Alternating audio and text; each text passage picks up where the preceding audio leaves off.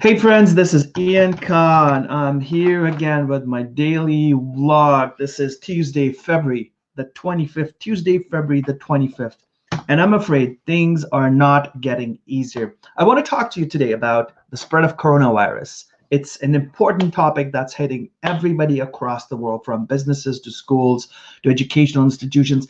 Entire countries are being affected by the coronavirus. Why am I talking about the coronavirus? Well, I travel a lot. I am constantly on the road. I'm constantly flying in a different city, in a different country, every single week, serving clients and doing what I do best.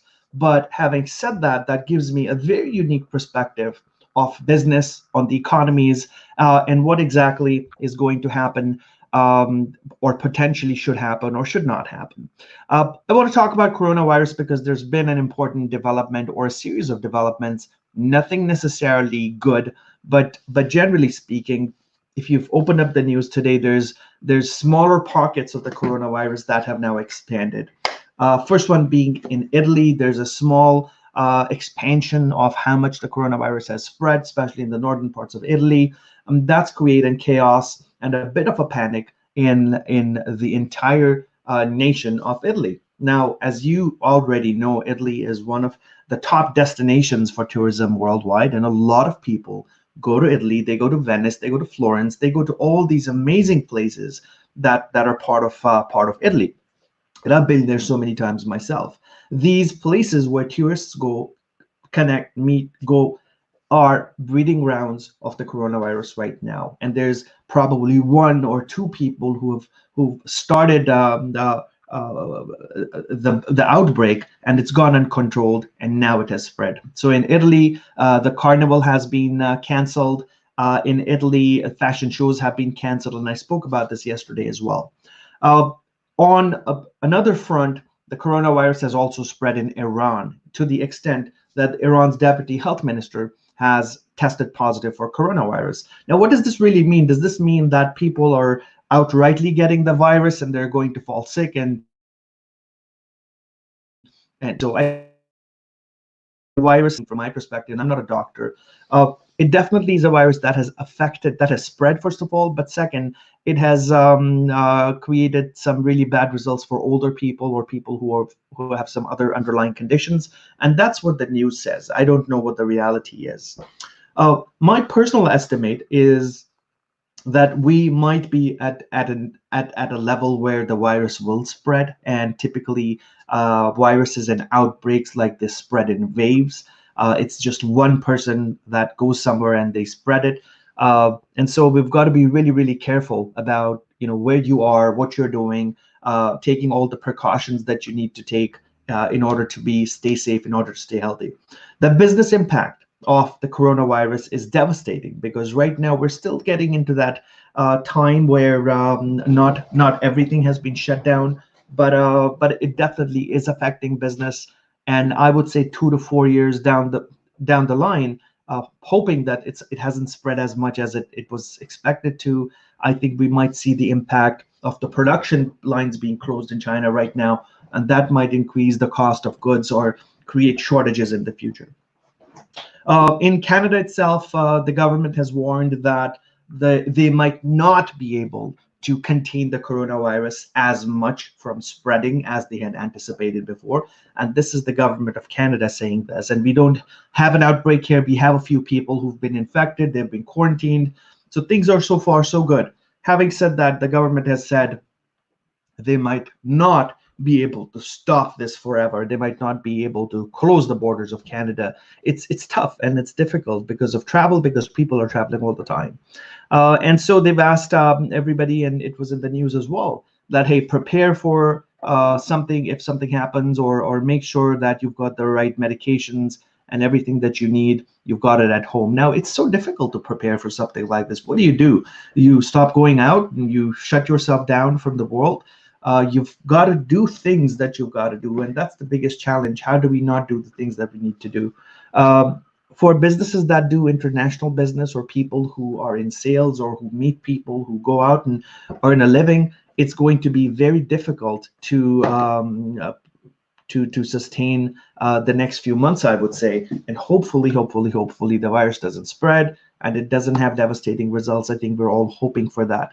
On a personal front, I'm seeing a lot of change because some events are still evaluating whether they should go on or not. Some are just watching where things go. There are some events in Asia that are trying to monitor the situation really closely.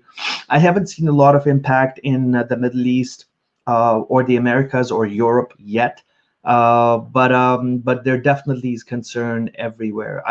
My advice really is to everybody who's traveling or who's conducting business is to keep a close watch on the situation and start thinking about ways you can do some risk assessment. You can eliminate some of the risk that you're getting or how you're being impacted by this situation. It's definitely something you all and we all should watch out for, and that's my honest and sincere advice. Is the virus going to spread?